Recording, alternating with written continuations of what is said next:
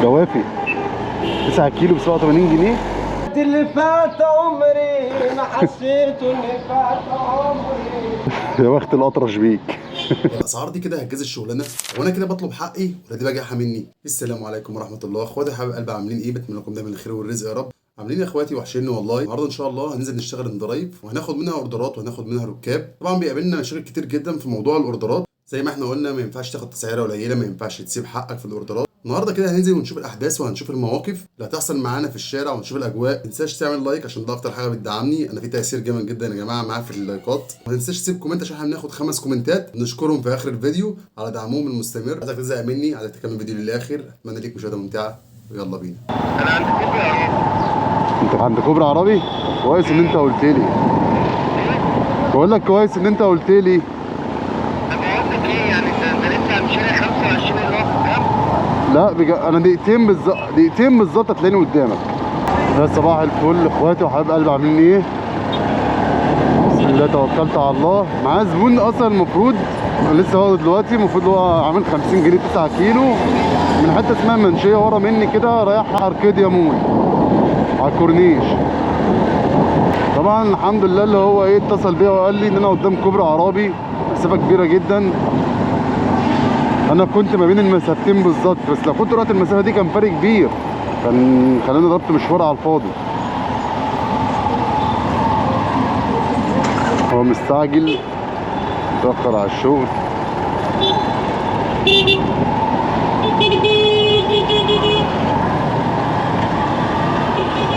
هو المفروض واقف عند طلعة كوبري عربي هنا. مش عارف بقى هو ده اللي لابس كاب ده ولا انا عند الطلعة بالظبط. شفتني؟ باشا ساعة الاركاد. صباح النور. انت هتخش يمين بعد كلية الزراعة صح؟ هخش بقى من ورا الكمين اللي هو في المظلات. ماشي. بس انت ايه اللي جابك هنا؟ انت اللوكيشن بتاعك في شارع الوحدة. انا شارع الواحد. منشية، شارع الوحدة المنشية. اللي جوه؟ اه. يعني مش هنا خالص؟ لا. وانا عمال اقول في حاجة غلط. انا قلت كويس ان انت لحقتني. يعني انا كده عامل اللوكيشن انهي واحد اللي عند الوحدة؟ المنشية تقصد؟ اه. لا والله. والله. يا نهار ابيض. ده قبل شارع الوحدة كده بشوية، بقرب 25. امال لو انا في عربة يعني اكتب ايه؟ لا انت بقى عربي عادي، هو تقريبا انا طالب اللوكيشن وانا في موبايلهم. انت بقى عملت موقعك الحالي. موقعك الحالي انت كنت ساعتها في المنشية. تمام. فاهمني؟ انا قلت كويس ان انت كلمتني. انا اتصدمت، تقول لي بتاعت الكوبري العربي، قلت يعني زمان رحت المنشية ورجعت تاني. يعني انت كنت رايح المنشية؟ اه. يا نهار ابيض. والله.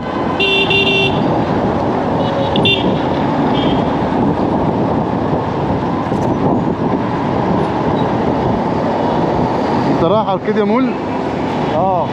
ماشي، دي مظبوطه كده ربع ساعة نكون هناك؟ اه يا عم ان شاء الله. انا اصلا ميعادي هناك الساعة 1، الساعة 1 دلوقتي. متقلقش خير ان شاء الله، هحاول يعني ايه.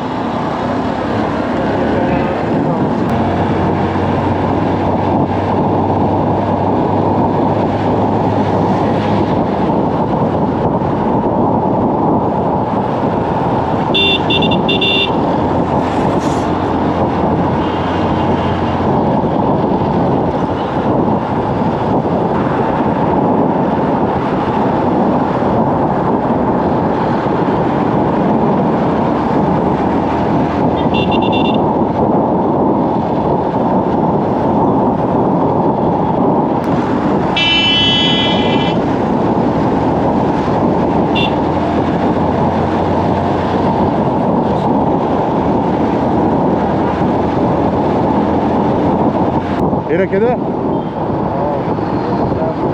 حبيبي يا غالي. الحمد لله على السلامة. ايه ده؟ ما جاتش وربع والله. ده وربع ده اصلا من قبل ما انت تكلمني. انا كده في 7 دقايق.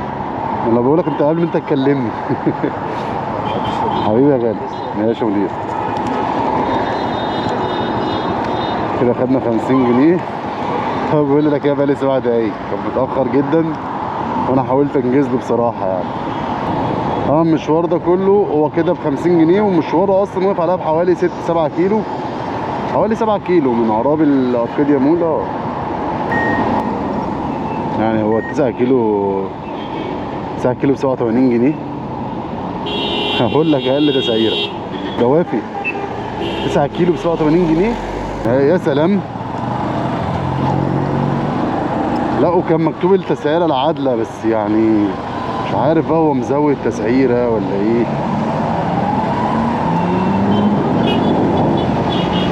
مؤاخذة يا جماعه. حتى انا مش عارف هو رايح فين والله، يعني انا مش عارف هو رايح بشتيل ولا رايح ارض اللواء، واصل 9 كيلو الاتجاه ده.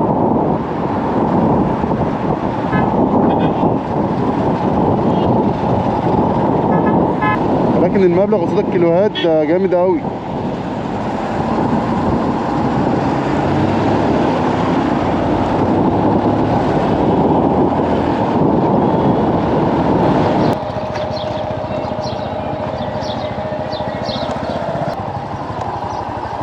واكيد يعني مش هنا، يعني ممكن يكون واقف لبره. خايف على عمري لكن قد اللي فات عمري ما حسيته اللي فات عمري. لا حول الله يا رب. يا بخت الأطرش بيك. انت لابس ابيض؟ ايوه تمام. انا جيت لك يا عم. يا شبشوية. السلام عليكم كده. بس انا جيت هنا قلت لا اقف بقى اشوف هو فين، لان انا كنت متوقع ان ممكن تكون واقف هنا. جيت تخش في البلد. تمام.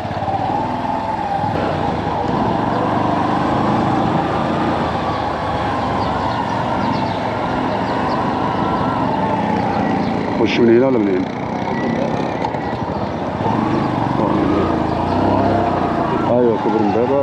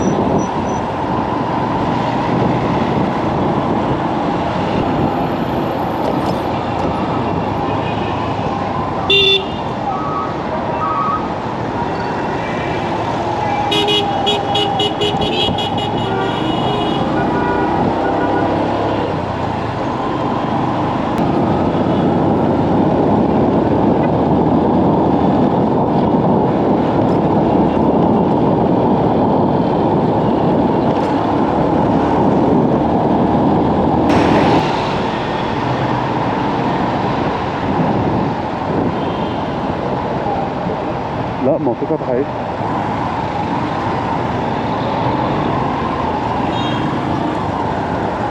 ايوه هنا الحمد لله على السلامة. وصلت.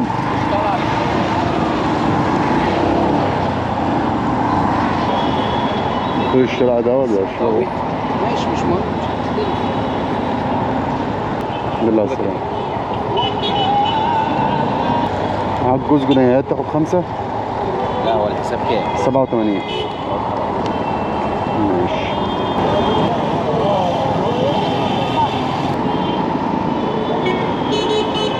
علاء رايح شارع السودان. فينك يا علاء؟ مفيش خطوتين، هو اصلا مديني دقيقة، هي اقل من دقيقة يعني مطرح الكشك. بقول له لقد وصلنا، ونقف على جنب.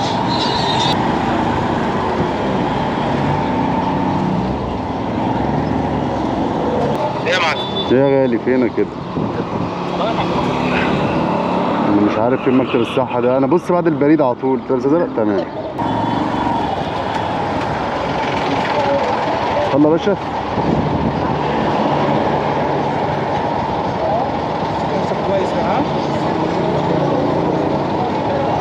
نخش جوه شويه طيب.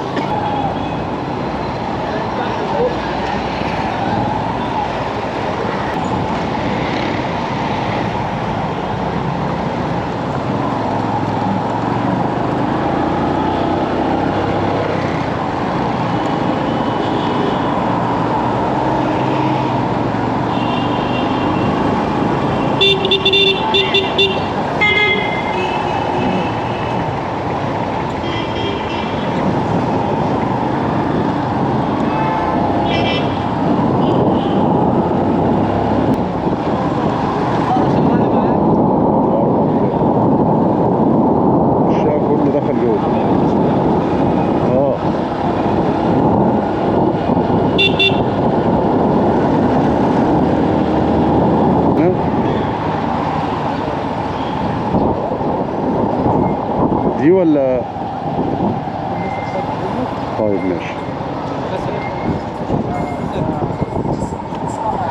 واسمها ايه؟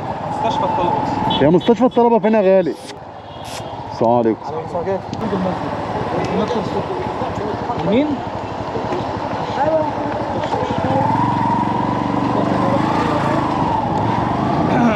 احنا جايين في وقت غلط.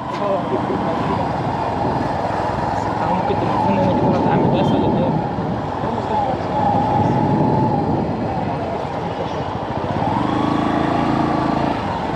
هنا كده طيب ولا خلي عنك خالص. الله يبارك لك، تسلم. ماشي يا مدير، تسلم يا باشا. على ايه؟ والله مصلحة، يعني من 30 ل 50 جنيه حلو كده. خدنا 50 جنيه. مشوار طبعا جميل. انا اصلا ما لفتش معاه كتير يعني الموضوع كله هتلاقي كيلو بس ايه حوالين بعض كده. نديله 29. محمد جنبي مني راح البنك الاهلي. تعالى اللي على الكورنيش، واخده 30 جنيه وكان جاي لي قال لي 24 جنيه. عايزك تتابع معايا الاسعار عشان انا لحد دلوقتي ومن ساعه الغلو ما باخدش اقل من 5 جنيه. دي اللي في المشاوير اللي هي ايه يعني من الوسط لفوق الوسط. طبعا انا ليه بتكلم على اندرايف في الاسعار؟ بتكلم على اندرايف في الاسعار عشان اندرايف هو اللي فيه التفاوض، لكن الابلكيشن التاني انت مجبور يا الرحله فيها ريت يا ما فيهاش، سواء ديدي او اندرايف.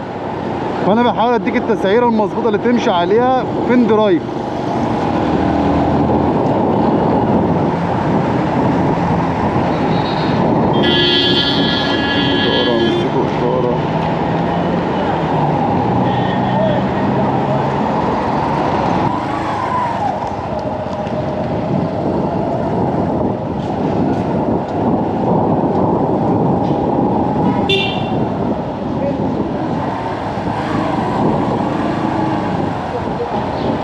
لما انا قلت لكم لازم اوريكم الجانب المظلم، فيبقى انت كده شايف الاتنين معايا. ممكن ساعه بحقق فيها ربح عالي، ممكن ساعه تبقى واقعه مني خالص، فهي ايه بتكمل بعضها. محمد باشا عامل ايه يا باشا؟ دلوقتي البنك ده موظف جوه البنك، مش البنك الاهلي، بنك مصر. بص هو رقم اهو، طلع اوردر فايل.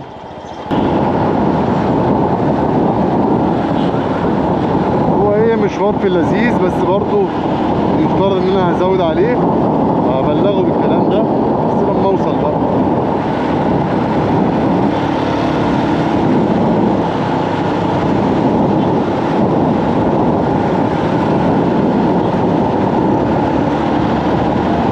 شركة اوبر بتلعب معانا يا جماعة.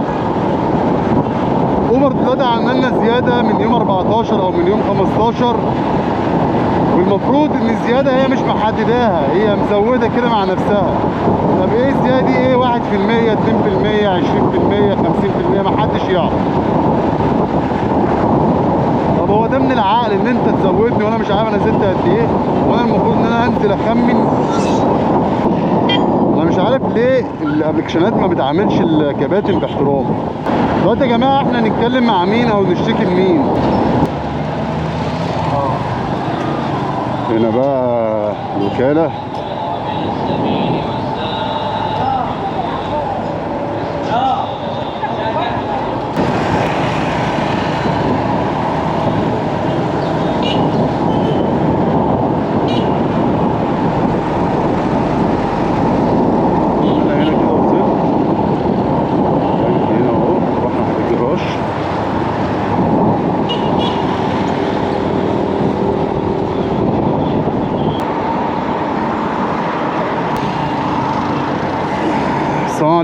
خليك زي ما انت حبيبي.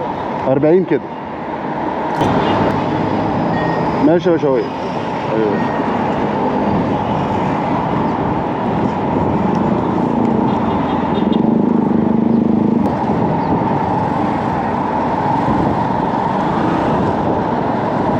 هنا اتحمصت من الشمس.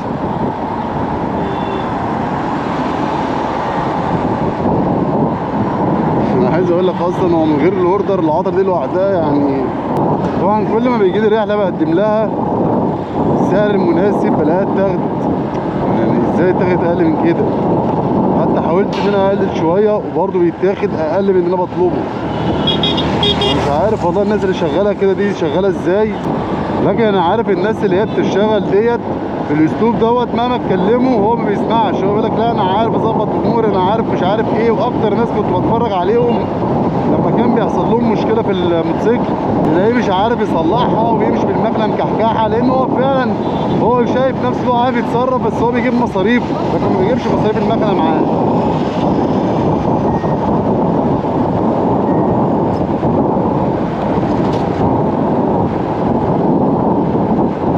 لكن حته اللي هو يعرف ياخد باله من الموتوسيكل بتاعه ويقدر يغيره ويجيب موتوسيكل احسن بعد كام سنه والكلام ده استحاله يعرف يعملها. هيعملها ازاي؟ جاي يا دوبك بنزين بالعافيه مع مصاريفه. ماشي ناخد اوردر رايح شغل الخيمه 6 كيلو عامل 50 جنيه. خش على الاوردرات شويه. تعالى وافق واحد. انا بقالي كتير يا جدعان واقف والله، يعني تقريبا بقالي نص ساعه. انت متخيل؟ جات لي شغل كتير وجالي رحلات كتير بس كلها اسعار مش مناسبه. وهنا كلها اسعار بجد مش مناسبه.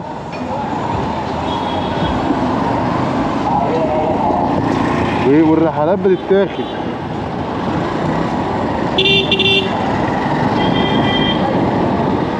فانا خدت ده 6 كيلو ب 50 جنيه حلو طبعا ككيلوهات.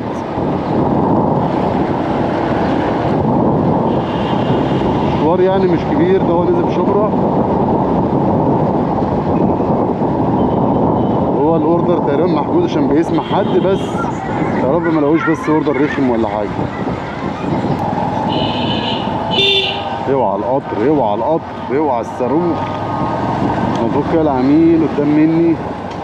الشارع اللي جاي لا اللي بعديه.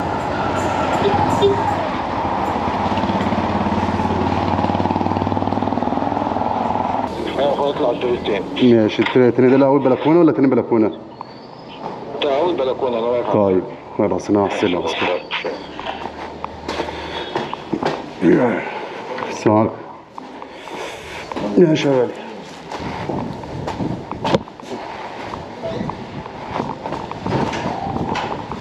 لو كنت حذفتها لي كان اسهل.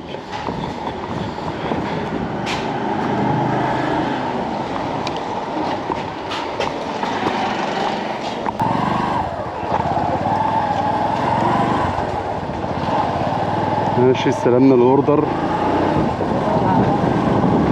نروح نوديه شبرا خيمة. مشوار عامل 6 كيلو بالظبط.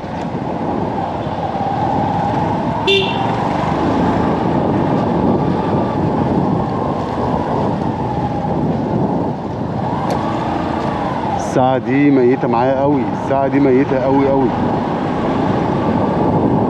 يعني انا مع اول ما هوصل الاوردر ده هيبقى الساعة دي يمكن اقل ساعة انا يعني اللي هو ايه عملت فيها 50 جنيه بالظبط.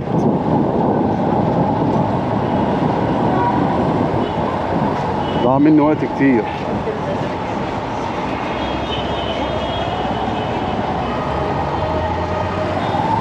بس هي سبحان الله برضه هي كانت متعوضة في الساعة اللي قبل منها.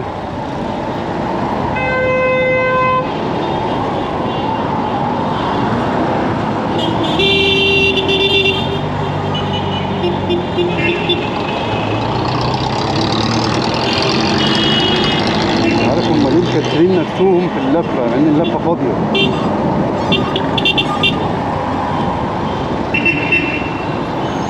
كده ان الملاكي لو في واحد فيهم مستغبى يوقف الدنيا.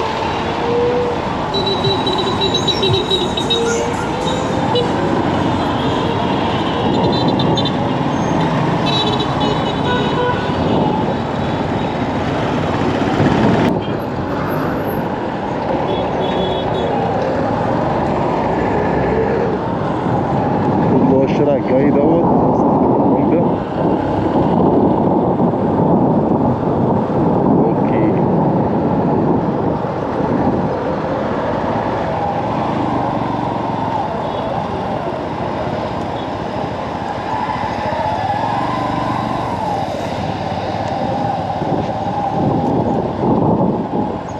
نقف هنا بقى ونشوفهم.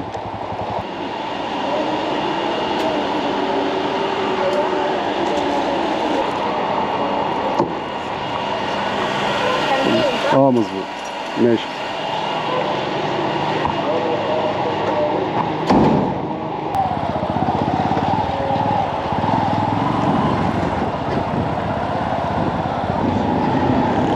يا عم تعالى، انا اقول لك 50 ما توافقش، 47 هتوافق؟ انت غريب قوي. دي رابع مره والله اقول له، وهو عمال كل شويه ينزل الرحله ويزود السعر. كان اقل حاجه 41 قلت له 50 رفض، 3 مرات يرفض. راح منزل التسعيره العادله كانت 45 جنيه قلت له برضه 50 رفض. راح منزل تاني التسعيره العادله 47 جنيه. قلت له يا عم 47 جنيه احنا هنتناقش في 3 جنيه يعني.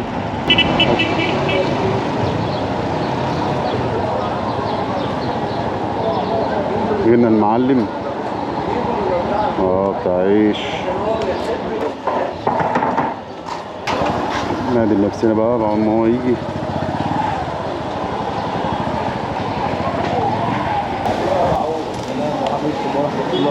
وعليكم السلام ورحمة الله وبركاته. مرحبا بيك. يلا بقى توكلنا على الله.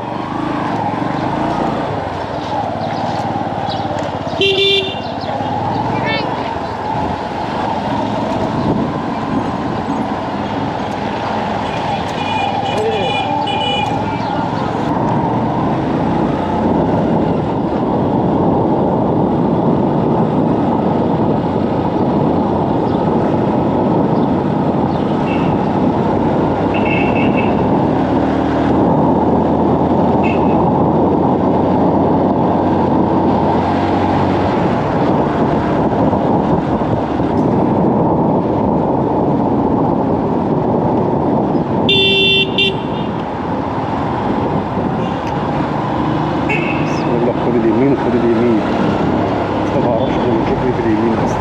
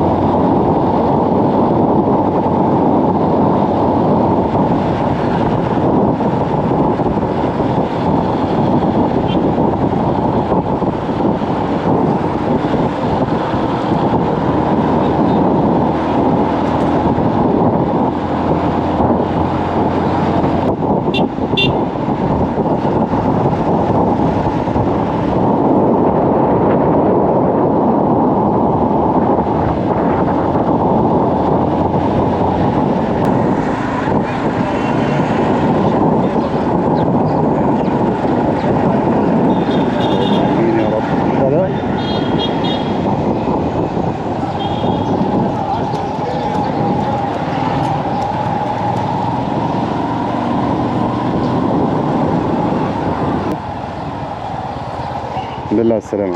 الله يسلمك. انزل اتفضل معانا. الله يبارك لك، الله يعزك، تسلم. اتفضل يا عم. خلي عنك خالص. الله يرضيك. يا عم انزل اتغدى معانا. الله يعزك والله، كلك كرم، تسلم. معاك 3 جنيه تاخد 5 يعني مش معايا حتى 5. هات انا عايز 7. عايز 7 جنيه. اتفضل يا اخويا. ماشي يا بابا. معاك 10 جنيه. الله عليك يا رب. وعليكم السلام ورحمة الله. طب كده ايه، خدنا منه 47 جنيه. انا عارف ان انا هلاقي معاه فكه، ده بتاع عيش يعني، بيتعامل بالربع جنيه والنص جنيه، هي العملات اللي شبه اختفت. بس هو راجل قمة الاحترام يعني، شهادة يعني.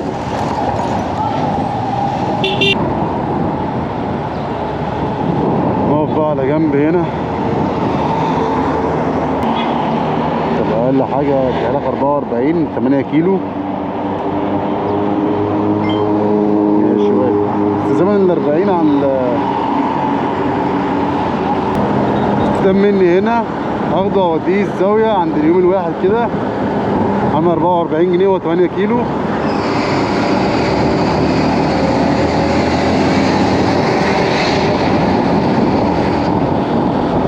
بديك التسعيرات اهو بالكيلوهات. متهيألي دايما كل المشاوير اللي خدتها اكتر من 5 جنيه اساسا.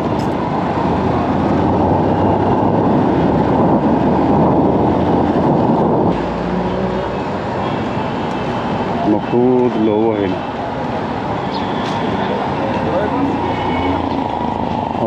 طلع عرض.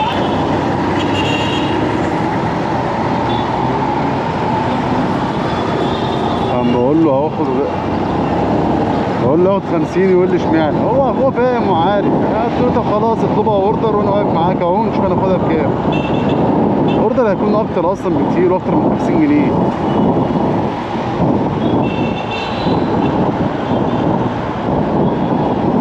مشكلتي ان في ناس كتير فعلا للاسف بتحطنا في موقف محرج، لانهم ما بيطلبوش ما بيقولوش. في ناس بتقول لك ايه يا عم ده الاوردر احسن وخلاص واخده. يا عم ماشي، لا اله الا الله، ما انت ممكن تروح تاخد وقت وتقول بعد كده لا هحاسب.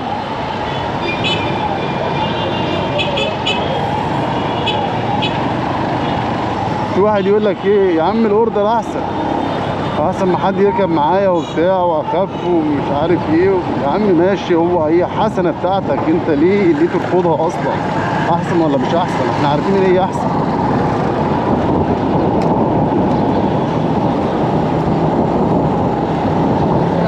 هو على الاقل يعني بلاش تأفور، ولكن خد حتى سعر رمزي يعني، راضي نفسك. بتتكلم على ابلكيشن فيه اوردرات زي اندرايف واوبر، العملاء بيطلبوا افراد عشان هو عايز تسعيرها اقل. وعلى فكره ان انا بقول لك ده مش غلط، ان انا بقول لك ده. انا في مره رحت العميله بعد ما وصلت عندها، كانت قالت لي ده اوردر وهنزل لك السبب. قلت لها يا فندم الاوردر سعرها هتختلف، وقالت لي لا انا ما حدش بيقول لي كده قبل كده ومش عارف ايه، راح مكنسله الرحله. قلت لها مقدم فيها شكوى، وقلت لها في حصل 1 2 3 وعايز تديني اوردر، وانا قلت لها هاخد سعر كذا عشان الاوردرات اغلى. الدعم نفسه قال لي صح يا فندم كلامك صح. قلت له طيب هو دلوقتي حصل 1 2 3 وانا رحت هو لغى الرحله، وقدمت فيه شكوى محترمه. الدعم نفسه اعتذر لي، انا مش بعمل حاجه غلط.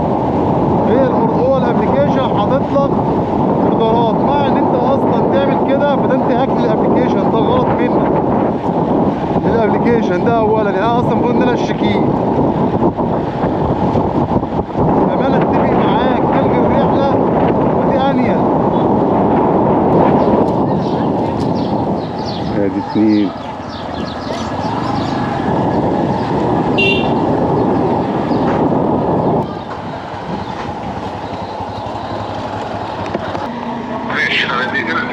ماشي يا باشا. دقيقة واحدة براحتك يا باشا. أنا هو اقل من دقيقه كمان حبيبي. شويه 50 كده طلعنا خالص.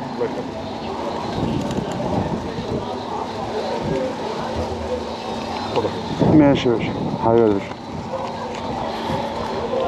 الحمد لله، الله اكبر. كده فشنا ال 50 منه.